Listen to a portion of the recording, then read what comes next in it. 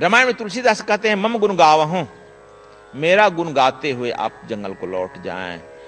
मैं ऐसा बात नहीं कहा हूं मेरा गुण क्या गाएगा, मैं कह रहा हूं सेवा का धर्म लेकर के लौट जाइए। लेकिन कुछ काल के लिए मैं और जगह भी जाना चाहता हूं राम, इसलिए मुझे बंदिश मत करो थोड़ा। कहा कहां जाना चाहते हैं, यह भी हमसे बता दीजिए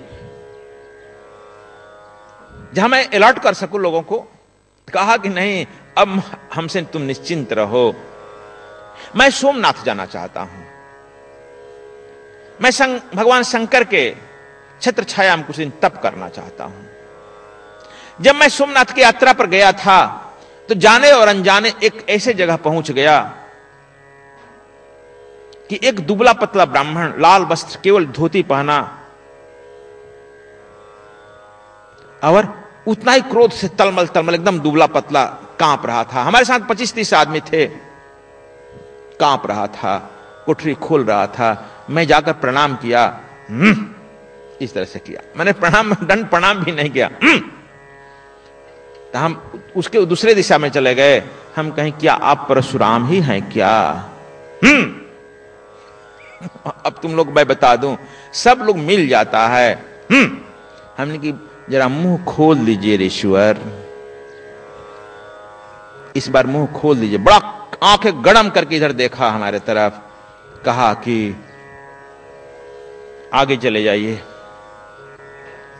उस कुंड में राम के धनुष भंग यज्ञ के बाद मैं शर्मिंदित होकर हो गया था, और उस शर्मिंदा से आकर इस गड्ढा में खारे जल में कमर भर पानी में रहकर तपस्या करता था, और अभी तक उसमें वहीं जाकर का आप मिल लीजिए। ठीक है, मत बोलिए मुझसे, आप भी समझ गए, मैं भी समझ गया, धन्यवाद। चलिए ईश्वर, आपने धन्यवाद तो कहा, और आपको भी इसके लिए बहुत बहुत धन्यवाद।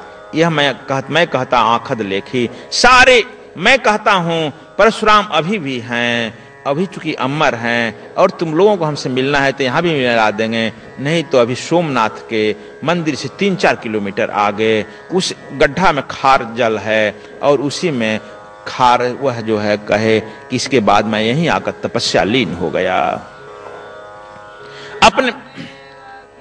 अपने मन को प्रायश्चित करने लगे। तब तुम लोग भी समय नहीं बीता है।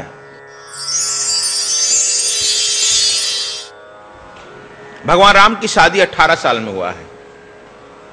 जानकी का उम्र उस समय 12 साल है। आज के युग के लिए यह विषम परिस्थिति है। अब हम 30 वर्ष में जो शादी करते हैं, 30 वर्ष के उम्र में वह मित्रता संभव नहीं है। यह मैं वैज्ञानिकों, मनोवैज्ञानिकों की बात कर रहा हूं, अमेरिका के। यह मित्रता संभव नहीं है। 1 साल चले, 2 साल चले, यह संभव नहीं है। दोनों शरीर के स्तर पर जुड़ते हैं, दोनों की अपनी नीड होती है, दोनों की अपनी मांग होती है। दोनों की मांग यदि वासना तक सीमित है, और दोनों की मांग सुविधा से तक सीमित है। भगवान राम का अल्पायु में शादी हुआ। दशरथ जी जब लाए हैं तो कह रहे हैं कि हे अपने पत्नी को देवी। आजकल तो अपने पत्नी को तो लोग क्या कहते हो, गुड़िया, लेकिन वह अपने पत्नी को देवी कहते हैं। देवी, इन पुत्रवधुओं को जैसे आंख की पुतली है ना, आंख की पुतली को जैसे यह सुरक्षित रखा जाता है, उस तरह से तुम इन्हें सुरक्षित रखो, अपने प्रिय रखो, इन्हें किसी प्रकार का कष्ट ना हो। यह निर्देश भी दे रहे हैं। 10 साल तक राम रहे हैं। 28 वर्ष का जब अवस्था राम का हुआ है, दशरथ को चिंता सताने लगी है। चौथे पर नृपकानन जाहि, अब चौथापन आ गया है, मुझे भी तपस्या के लिए जाना चाहिए। यदि चौथे पर नृपकानन नहीं जाए तो काणल जाए। लेकिन यह जब तक से आप दिल दिमाग से राजा के स्वभाव नहीं होते हैं तो यह नहीं संभव है। दशरथ जी एक दिन बुलाकर कहते हैं, हे पुत्र राम, कल पुष्य नक्षत्र है, और कल मैं प्रातः काल से सोचता हूं कि तुम्हारा जो राजपद दे दूं। मैं वृद्ध हो गया हूं, मेरा मन डगमग करता है, मेरे मन पर अब कंट्रोल नहीं, नियंत्रण नहीं रह गया है राम, इसलिए तुम रात्रि भर देवार्चना करो और वशिष्ठ जी से मंत्रणा कर लो। गुरु वशिष्ठ जी, तुम्हारा हम सुबह प्रातःकाल पुष्य नक्षत्र में हम राजगद्दी देंगे, उत्तराधिकार घोषित कर देंगे। देखो कबीर साहब कहे हैं कि रच रच, वशिष्ठ मुनि रच रच लगन धरी, सीता हरण और पिता मरण हुआ। हो नहीं हो इसे हो, होनहारी बड़ा प्रबल है, टलती नहीं है। वशिष्ठ त्रिकालदर्शी हैं, ब्रह्मा के पुत्र हैं, पुष्य नक्षत्र सबसे उत्तम नक्षत्र है, रख दिए कि नहीं इस नक्षत्र में पिता को, पुत्र को राजगद्दी दे दी जाएगी। लेकिन देखो विधि का विधान है। भगवान राम से वशिष्ठ जी कहते हैं, बेटा तुम रात्रि भर भगवान शंकर के मंदिर में अर्चना करो और सुबह, रात्रि में कोई अमंगल ना हो, सुबह तुम्हें राजगद्दी सौंप दी जाए। ठीक, वही भगवान शंकर के मंदिर में। लेकिन वह सोचने लगे आखिर क्या कारण है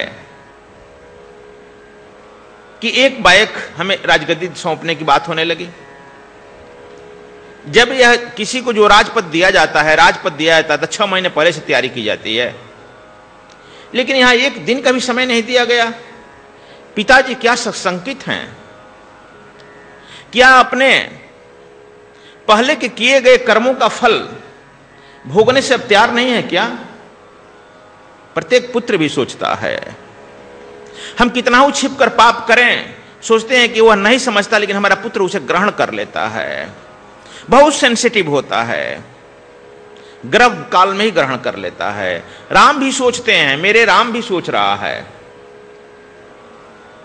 वृद्धावस्था में पिताजी ने शादी किया माता केकई से, और उसके पिताजी को जो यह राजा केकई को अपना वचन दिया था कि जो उससे पुत्र उत्पन्न होगा वही राजा होगा। क्या कहीं उसे डर तो नहीं रहे हैं? क्या भयभीत नहीं है? भरत अपने मामा युद्धाजित, उनके मामा युद्धाजित थे, जो अयोध्या के सेनापति भी थे, अपने युद्धाजित के ननिहाल गया है और उसे भी छिपाया जा रहा है। जिस बात को राम सोच रहे हैं, जिस बात को जितना छिपा कर करोगे उसमें उतनी ही व्यवधान उत्पन्न होगा, उसमें उतनी ही जो है कहीं ना कहीं से कठिनाइयां उत्पन्न होगी। राम सोच रहे हैं कि व्यवधान तो होगा। फिर दूसरी तरफ सोच रहे हैं कि क्या, रात में सोचते हुए कि हमने तो गुरु जी से दीक्षा में दक्षिणा दिया है कि मुझे जंगल का राज मिलना चाहिए, असुरों को नाश करना है और आर्यों की सभ्यता संस्कृति को स्थापित करना है। अब क्या होगा? लेकिन जब यहां का राज तो भरत भी कर लेगा, लेकिन मेरा क्या होगा? रात में सोचते हैं, तब तक से उनके मन में यह विचार होता है कि राम तुम यह राज करने के लिए आए हो, यह राज तो एक साधारण राजकुमार भी कर सकता था। तुम्हारे ऐसे तेजस्वी तपस्विनी चाल चरित्र की धनी सीता ऐसे छत्राणी को क्या जरूरत थी? किसी और भी औरत से शादी कर सकता था, बच्चा पैदा कर सकता था। यदि तुम इसीलिए पैदा हुए हो तो क्या जरूरत थी तुमको इतना देवास्त्र दिव्यास्त्र ग्रहण करने की? राम एक बैग स्वप्न में उठ जाते हैं, चिल्ला लेते हैं। सीता दौड़कर कहती है, क्या हुआ प्रभु, क्या हुआ भगवान? कोई दो स्वप्न हुआ? कहा कि दो स्वप्न तो नहीं हुआ, लेकिन ऐसे ऐसे बात मेरे मन में खटक रही है। सीता देखो, इसीलिए जब औरत आपकी, अर्धांगिनी आपकी, इसलिए अर्धांगिनी कहा गया है। यदि ठीक ठीक है तो आपके हर मुसीबत में वह साथ देती है। इसीलिए भारत में अत्रि, जागवल्क, गर्ग, गौतम, हमारे यहां ऋषि परंपरा जो जितने देखते हो वह अपने पत्नी के साथ रहते थे। और जैसे अत्रि हैं यदि तपस्या में, तो सती अनसुईया कम नहीं है। जागवल्क यदि हैं तो मैत्रेयी भी कम नहीं है उनसे। आप लोग देखो इन लोगों का परिवार। हमारे यहां दो परंपराएं चली है, एक ऋषि परंपरा चला है जो परिवार के साथ रहा है, दूसरा चला है एक परंपरा ब्रह्मचारियों का जो बिल्कुल तन मन से समर्पित होता है देश इस पृथ्वी की सेवा में। यह चला है परंपरा सनक सनंदन सनत कुमार से, आदिकाल से ब्रह्मा के पुत्र जो थे सनक सनंदन सनत कुमार, उसी परंपरा में नारद आए, उसी परंपरा में नंदी आए, उसी परंपरा में आज तक शंकराचार्य आए, उसी परंपरा में आज तक यह चल रहा है। दोनों परंपराएं समानांतर चलती हैं, को बड़ छोट कहत अपमानो। लेकिन भगवान राम जब जानकी उसी परंपरा में कहती है कि अपने गुरु का ध्यान करिए, आदेश मांगिए, जब ये ध्यान करते हैं तो इन्हें मिलता है कि राम तुम क्या अयोध्या के राजा राजकुमार बनने के लिए आए हो? फिर क्या होगा वो वनवासियों का, जहां तुमको कोई कर नहीं देता है, जो तुम्हारे नहीं है, जो तुम्हारे नियंत्रण में नहीं है, उनके लिए तुम्हें निष्काम कर्म करना है। एक तुम ही कर सकते हो और तो कोई कर नहीं सकता इस पृथ्वी पर। उनके बारे में क्या होगा राम? राम कहते हैं कि गुरुदेव मैं तो तैयार हूं, लेकिन जंगल जाने की पूरी प्रक्रिया जो है हमको उपस्थित कर दीजिए, बता दीजिए, ऐसा सर्कमस्टांसेस क्रिएट कर दीजिए, ऐसी परिस्थिति कर दीजिए ताकि हमको जंगल ही मिल जाए। यह राज तो कोई और कर लेगा। कहते ठीक है, यह मैं कर देता हूं। आप लोग रामायण में पढ़े हो देवी देवताओं के बारे में, जो हो उसमें हमको कोई कमेंट नहीं करना है, लेकिन राम गुरु भक्त हैं। यह हम एक आध बार और कहे हैं,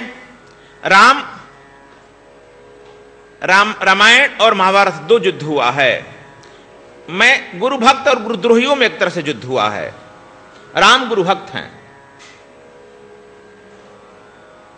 एक तरह से, रावण गुरुद्रोही है। एक तो उसका कोई गुरु मानव नहीं है, यदि दूसरा है तो शंकर हैं। जबकि यह सृष्टि का नियम है कि जब जब किसी का अवतार होता है तो गुरु गृह पढ़न गए रघुराई, आपको मानव गुरु करना ही पड़ेगा। लेकिन उसके गुरु भगवान शंकर हैं, देवता को रखा है। यह गुरुद्रोही ही हुआ। उसी तरह से यहां पर देखते हो अर्जुन गुरु भक्त है। द्रोणाचार्य को मारने के लिए भी कृष्ण ललकारते हैं तो वह न कर जाता है, नहीं मुझे संभव नहीं। दुर्योधन भरी सभा में कहता है द्रोणाचार्य दो तरह की विद्या देते हैं, अर्जुन को कुछ और दे देते हैं, अपने पुत्र को कुछ और देते हैं, हमको कुछ और देते हैं। और धृतराष्ट्र भरी सभा में द्रोणाचार्य को बार बार डांटता है। दुर्योधन समझता है कि यह मेरा इंप्लाई है, इसे महीना देता हूं, इसे ज्यादा नहीं। अर्जुन गुरु समझता है। इसलिए समझो, और एक तरह से गुरुद्रोहियों का महाभारत में जमघट है। जैसे रामायण काल में गुरुद्रोहियों का एक तरफ है, गुरु भक्तों का एक तरफ है। आप पूछे कौन? दूसरा देखो द्रोणाचार्य। द्रोणाचार्य के गुरु अग्निवेश थे। उन्होंने अग्निवेश का विरोध किया है, अग्निवेश का शिकायत किया है, जिसके चलते उनके गुरु भाई थे द्रोण, और गाय देने से रिफ्यूज कर दी केवल इसीलिए कि यह गुरुद्रोही है। और गुरुद्रोही को मैं गाय दान नहीं दे सकता हूं। यह तुम लोग नहीं जानता हो, लेकिन यह जानो वह गुरुद्रोही थे। अग्निवेश ने उन्हें आश्रम से निकाल दिया था द्रोणा को। दुर्योधन को सेच लिया। कर्ण को देखो, जो कर्ण उसका सबसे था, वह भी परशुराम ने उसे श्रापित किया है।